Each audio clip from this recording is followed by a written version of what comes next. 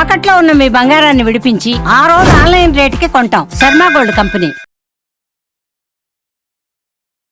నమస్కారం, మీరు చూస్తుంది సుమన్ టీవీ. నేను మీ కీర్తి. నాతో పాటు భారతీ శంకరపీఠ వ్యవస్థాపకులు బ్రహ్మశ్రీ తిరుపతి మూర్తి అవధాని గారు ఉన్నారు. నమస్తే గురుగారు. ఓం శ్రీ మహాగణాధిపతయే నమః. గురుగారు, అప్పులు అనుకోకుండా ఆగిపోయిన మొక్కులు తీర్చాలంటే మనిషి ఎలాంటి వ్యవహారం చేయాలంటారు? ఓం వృషశైలాధిప ఏవ దైవతన్నః వృషభాద్రీశ్వర ఏవ దైవతన్నః ఫణిశైలాధిప ఏవ దైవతన్నః భగవాన్ వెంకట ఏవ దైవతన్నః. ఏడుకొండలవాడు, ఆపద మొక్కులవాడు, అనాథ రక్షకుడు రసి శ్రీనివాసుడు. కలవు వైకుంఠ, కలియుగ వైకుంఠము తిరుమల. అలానే ప్రపంచ ఆధ్యాత్మిక రాజధాని ఏదైనా ఉంది అంటే తిరుమల మాత్రమే. ఆ స్వామివారికి చేసేటువంటి కొన్ని ప్రక్రియలు ఉంటాయమ్మా. ఆ ప్రక్రియ వచ్చినప్పుడు కొన్ని అనుసంధానాలు కలిసినప్పుడు మనం ఇంట్లో చేయటమా, లేదంటే ఏదైనా వెంకటేశ్వర ఆలయంలో చేయటమా, ఇవన్నీ కాదు. తిరుమల వెళ్దాం ఒక్కసారైనా. ఆ యోగాలు కలిసి రావటం అదృష్టం.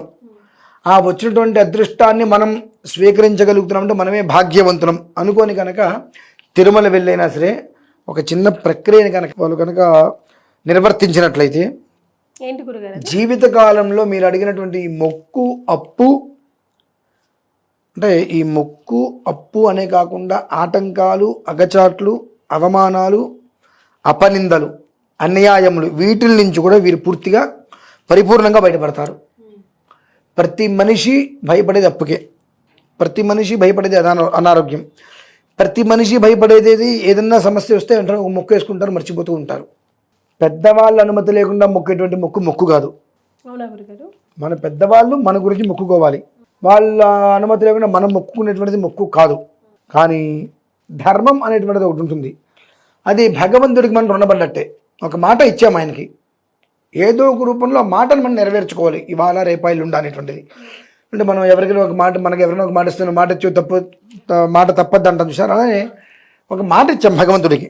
ఆ మాటను ఏదో ఒక రూపంలో నువ్వు నెరవేర్చుకోవాలి. నెరవేర్చుకోకపోతే ఆయన నీ కొన్ని సమస్యలను చూపిస్తూ ఉంటాడు. అది మనం గ్రహించాలి. ప్రతి దాంట్లో ఆటంకాలు ఎదురవుతున్నాయి, ప్రతి దాంట్లో తెప్పలు తప్పట్లేదు. మనకు కష్టపడుతున్న అన్యాయమే మనకు ఎదురవుతుంది. మనం ఎవరికి న్యాయం చేసినా తిరిగి మనకు అన్యాయమే వస్తుంది. మనం ఎంత ఉపకారం చేస్తామో అంతటి అపకారం తిరిగి మనకు వస్తుంది. అపనిందలు ఏం చేయాలి? దాని నుంచి దేని నుంచి బయటపడలేకపోతున్నాం. అటువంటప్పుడు ప్రతి శ్రవణ నక్షత్రం వచ్చినప్పుడు, ప్రతి శ్రవణ నక్షత్రం వచ్చిన నెలకు ఒకసారి శ్రవణ నక్షత్రం వస్తూనే ఉంటుంది. ఆ వచ్చినప్పుడు వెంకటేశ్వర స్వామి వారికి ఒక రకమైన ఆరాధన చేయటం. శ్రవణ నక్షత్రము అష్టమి సోమవారం. ఈ యొక్క కలియుగంలో భారతదేశమునందు లేదంటే మన తెలుగు రాష్ట్రాల్లో ఉన్నటువంటి ఒక అదృష్టవంతులు, భాగ్యవంతులు తెలియదు కానీ అమ్మా, ఇప్పుడు ఏదైతే మనం 3 అనుకున్నామో ఈ 3 21 తారీఖు వచ్చింది. 21 తారీఖు ఏప్రిల్ 21.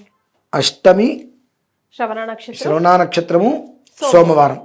సోమాష్టమి శ్రవణాష్టమి, సోమాష్టమి శ్రవణాష్టమి, ఇందు శ్రవణం. ఇందువారం అన్నా అంటే సోమవారం అన్నా శ్రవణ నక్షత్రం అన్నా మళ్ళీ ఒకటే. సోమవారం చంద్రుడికి ప్రీతి, అష్టమి చంద్రుడికి ప్రీతి, శ్రవణ నక్షత్రం చంద్రుడికి ప్రీతి. అలాగే ఈ 3 కలిసి వెంకటేశ్వర స్వామికి చాలా ప్రీతి. శ్రవణ నక్షత్రం ఆయన జన్మ నక్షత్రం.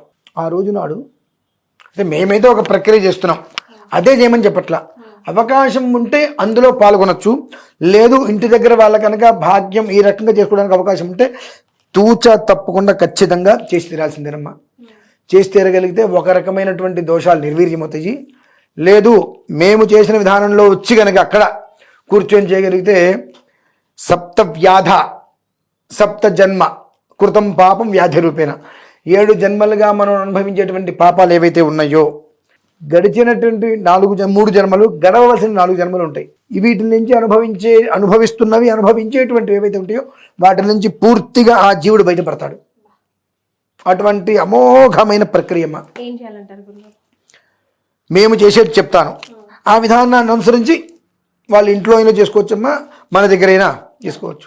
21వ తారీఖు రోజు నాడు తిరుపతిలో స్వామివారికి తులసి పుష్ప సహితంగా సప్తగిరి ఆరాధన చేస్తున్నాం. అంటే వెంకటేశ్వర స్వామివారిది పంచలోహాల విగ్రహం. ఆ విగ్రహాన్ని స్వామివారికి అర్చన చేసుకొని తులసి దళాలతో ఆరాధన చేసి అనంతరం స్వర్ణ పుష్పాలతో అర్చనమ్మ. 108 బంగారపు పూలతో స్వామివారికి అర్చన చేయటం. చేసిన తర్వాత ఇవి 7 నాణెములను ఉంటాయి స్వామివారికి సంబంధించి. ఆ 7 నాణాలు ఏవైతే ఉంటాయో మనకి ఇప్పుడు మామూలుగా నేను ఒక 10 మందితో వెళ్తాను అనుకోండి, 10 మందికి 10 70, అంటే ఒక్కొక్కరికి 7 నాణెములు. ఎంతమంది అయితే అందులో పాల్గొంటారో, ఇప్పుడు నేను నా నుంచి ఒక 10 మంది వెళ్ళామనుకోండి, ఒక 70 నాణెములు. మనిషికి 7 నాణెములు లెక్కన. ఇప్పుడు నేను నా పరిసరాల్లో కొంతమంది ఉన్నారు, వాళ్ళు నాతో రావచ్చు రాలేకపోవచ్చు. ఈ 10 మంది పేరు మీద నేను వెళ్ళి చేయటం 70 నాణెములు. ఆ 70 నాణెములు స్వామివారికి అర్చన చేసి ఆ స్వామివారిని అలా పట్టుకొని చేత పట్టుకొని తిరుమల కొండ శ్రీవారి మెట్టు నుంచి కొండెక్కుతామమ్మ. కొండ పూర్తిగా కొండెక్కేసిన తర్వాత జీవధ్వజం అంటే ధ్వజస్తంభం, ఆ ధ్వజస్తంభం దగ్గరికి వెళ్ళి ఈ 10 మంది పేరు మీద 10 జ్యోతులు అక్కడ వెలిగించడం జరుగుతుంది. ఆ వెలిగించిన అనంతరము ఆ ఒక నాణెములు ఏవైతే ఉంటాయో ఆ నాణెములని తిరిగి వచ్చిన తర్వాత వీరందరికీ కూడా చేతికి అందించడం జరుగుతుంది. 7 నాణేలమ్మ. ఆ నాణాల్లో ఉండేటువంటి రహస్యం అయితే నేను చెప్పను, మీరు చూసుండరు. 7 అనేటువంటిది ఎందుకు పెట్టడం జరిగింది అంటే జాతకరీత్యా 7 అనేటువంటిది వృద్ధి సంఖ్య. ఎప్పుడు కూడా లగ్నాత్తు సప్తమ స్థానం అంటే అన్యోన్యత, కుటుంబం, స్నేహం ఏదైనప్పటికీ కూడా ఇలా కలిసి ఉండేలా చూసేటువంటి విధానం అది. వృద్ధి ఎప్పటికప్పుడు వృద్ధి చెందేటువంటిది అన్ని విధానాల్లో కూడా. వ్యాపారమే కావచ్చు, మనం ఏదైతే కనుక జీవితాన్ని చక్కగా నిలబెట్టుకోవాలి, నడిపించుకోవాలనేటువంటి సూత్రాలు ఏవైతే మనం అనుకుంటామో వాటి ప్రతి ఒక్కటి కూడా 10,000 రెట్లు అది వృద్ధి చూపిస్తుంది ఆ 7 కాయిన్లు కూడా. కాబట్టి ఆ 7 నాణాలు ఏవైతే ఉంటాయో అవన్నీ అర్చన చేసిన తర్వాత వాళ్ళకి ఇవ్వడం జరుగుతుంది. ఒకవేళ ఎవరైనా కనుక తిరుపతి వస్తే 11:30కి శ్రీవారి మెట్టు దగ్గర మేము ఉంటాం. వారి స్వహస్తాలతో సువర్ణ పుష్పం అర్చన చేయొచ్చమ్మా. స్వర్ణం పవిత్రమమలం స్వర్ణం పాప ప్రణాశనం స్వర్ణం హి శంకరం యస్మాత్ అతశాంతిం ప్రయచ్చమే.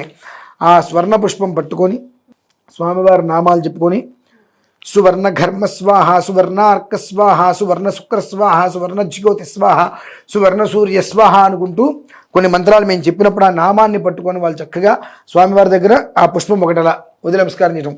ఒక పుష్పం వదలగలిగితే చాలమ్మ, అక్కడ జన్మ చరితార్థమవుతుంది. అంటే బంగారం అనేటువంటిది మనం వదిలిపెట్టాము అని అంటే ఒక రకంగా మృత్యుప్రదమైన దోషం వెళ్ళిపోతుందమ్మా. బంగారం అంటే స్వర్ణం పవిత్రమమలం అని వచ్చింది కదా, స్వర్ణం పవిత్రం. అందుకని అంటారు ఒంటి మీద కనీసం ఒక 1/2 గ్రాముతో అయినా సరే చిన్న బటువో చిన్న చెవులకు ఏదో ఒకటి పెట్టుకుని ఒంటి మీద ఇంత బంగారమైనా ఉండాలి అని అంటారు. ఆ బంగారం శరీరానికి ఇంతైనా ఉంటే ఆ మనిషి ఎప్పటికప్పుడు పవిత్రతగా ఉంటాడు. ఆ బంగారాన్ని మనం స్వామివారికి అర్పిస్తున్నాము అని అంటే ఇంకెంత పవిత్రత మనకు ఉంటుంది. అంతటి యోగవంతమైనటువంటి సిద్ధి వాళ్ళకి కలుగుతుందమ్మా. ఇది మేము అక్కడ చేస్తున్నాం. అక్కడికి రాగలిగి మాతోటి ఉండి ఆ విధానాన్ని అర్చించుకొని శ్రీనివాస గోవింద, శ్రీ వెంకటేశ గోవింద అనుకుంటూ గోవిందనామాలతో, ఇంకోటి పాలయ గోవింద, శేషాచలపతి గోవింద, వెంకటరమణ సంకటహరణ, వెంకటరమణ సంకటహరణ తవచరణ అనుకుంటూ స్వామివారి నామాన్ని కీర్తించుకుంటూ కొండ మీదకి వెళ్ళి చేసినటువంటి ప్రక్రియలో ప్రతి ఒక్కరూ పాలు పంచుకోవాల్సిందిగా నేనైతే పేరున చెబుతున్నా. అక్కడికి రాలేని వాళ్ళు ఉంటారు, పరోక్షంగా అందులో పాల్గొని తిరిగి వచ్చిన తర్వాత ఆ నాణెములు వాళ్ళకి ప్రసాదంగా ఇవ్వడం జరుగుతుంది. ఇది రేపు శ్రవణ నక్షత్రం నాడు పర్టిక్యులర్గా చేసేటువంటి ప్రక్రియ. ఇలా కాకుండా ప్రతి శ్రవణ నక్షత్రము వచ్చినప్పుడు చక్కగా ఇంట్లో గోడకి పసుపు రాసేసి నామాలు పెట్టేసుకొని అక్కడ స్వామివారికి దీపారాధన, వెంకటేశ్వర స్వామి దీపారాధన అంటారు కదా, దీపారాధన పెట్టుకొని గోవిందనామాలతో అర్చన చేసుకొని కొబ్బరికాయ చరిమిడి నైవేద్యం పెట్టుకోగలిగితే ప్రతి శ్రవణ నక్షత్రం ఉన్నాడు చూస్తారమ్మా, అపరిమితమైన వృద్ధి కలుగుతుంది. ఆ వృద్ధి మనం చూసి ఆశ్చర్యపోతాం. ఆ వృద్ధి మనకు కలగాలి అంటే మనం ఏదైతే మొక్కులు మొక్కుకుని ఉన్నామో, మాట ఇచ్చి ఉన్నామో, ఇటువంటివి తెలుసో తెలియకో చేసినటువంటివి మనిషిని కుదిపేస్తూ ఉంటాయి. అటువంటి దాని నుంచి పూర్తిగా బయటపడాలి. ఒక్కసారి ఆ పడగలిగే ప్రయత్నం చేసి ఆ అదృష్టాన్ని మనం స్వీకరించుకొని ఆ 7 కాయిన్లు ఇంట్లో పెట్టుకొని ప్రతి నెల శ్రవణ నక్షత్రం వచ్చినప్పుడు ఆ 7 కాయిన్లకి అర్చన చేసుకోండి. స్వామివారికి అది నామం పెడతారు కదా, ఆ నామం పెట్టిన తర్వాత కింద 7 కాయిన్లు చక్కగా పెట్టుకొని అర్చన చేసుకోగలిగితే అంతకు మించినటువంటి ముక్తి, మోక్షం, భాగ్యం నాకైతే కలియుగంలో కనిపించట్లేదమ్మా. చాలా సంతోషం గురుగారు, ధన్యవాదాలు.